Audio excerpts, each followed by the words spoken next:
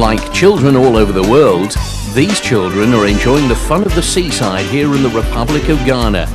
But for some of these children until very recently, the beach was not their playground, but their home. Like so many children in Ghana, they either have no parents or no one to care for them.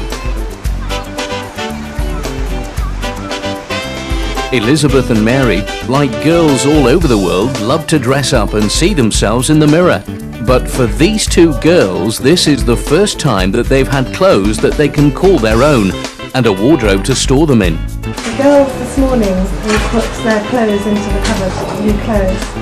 And Elizabeth has just discovered her new clothes. So she's looking through them and she's pulling them all out and then just folding them up again neatly and putting them down. She's wearing socks for the first time. What? What do you think of your clothes? Nice? Yes. These are just the first children to be given a new life at the newly opened Home of Hope Children's Home and School. The effort and the money that's been raised is making a difference, isn't it?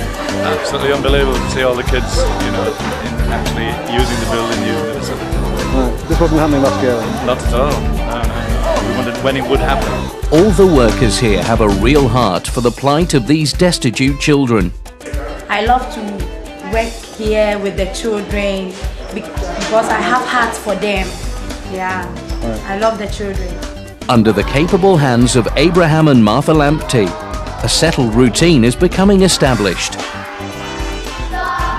Waking at 6, school at 8, with a break before lunch at midday. After school, they can play before dinner in the evening. They then do their homework, have a story, say prayers and go to bed at 8. They come from a very poor home. There is nothing, and you see them in their tattered clothes. Some they don't get a proper meal. We can offer them parental care. We give them our love so that they can live and live stronger. And as long as donations continue to come in, the place will continue to be a hive of activity, with local craftsmen labouring in intense heat, laying cement, tiling, plastering and woodworking. Life in Ghana is more stable than in many other African countries. Just a few hundred yards from the plush offices of the multinational companies and across a huge lake that is nothing more than a stinking pool of sewage lies the old port of Jamestown. Life here in Jamestown can be grim. If they're fortunate enough to escape the grinding poverty of these areas, most people don't return. But Osmond Osei-Owusu and his wife Naomi have stayed here, bringing basic education and food to some of the poorest people.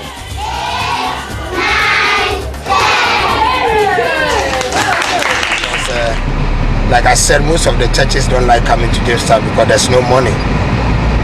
But we didn't go to Jamestown because we wanted money. We went there because God wanted us to be there. So we started a school. They were not paying school fees. They were going to school free of charge, and we give them food to eat. And so we introduced free education even before the government came in recently last year. This school provides free nursery, kindergarten and junior level education for 330 local children. And despite the basic cooking conditions, each child gets fed at lunchtime. How many children have you got in this school? We have about 330. 330. Right, that's a lot of people. Yeah. And where do they go for their lunch? They are fed in the school. Right.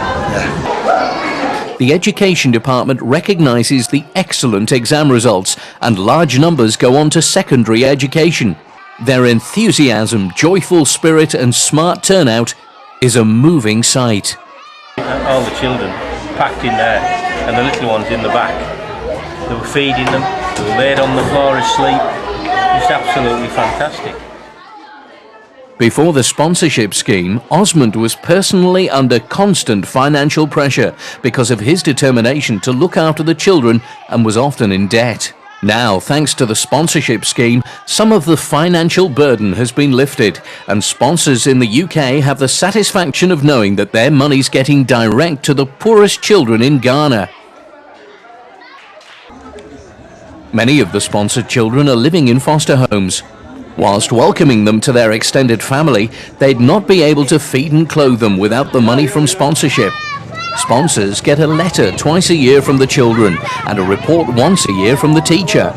And the regular visits by the working teams gives opportunity for supervision of the scheme. To sponsor a child, it costs just £15 a month, and that can make an amazing difference to a child's life. We have seen here, just in the short time that we've been sponsoring, big differences being made in the school and the facilities that are available to the children. Before these visits, there were no exercise books or pencils in the school, no use of any creative drawing or pasting materials to make friezes or collages.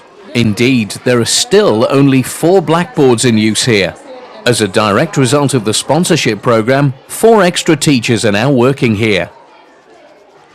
In this room, only 20 feet square, there are 70 children. They will have come from the poorest homes with few facilities.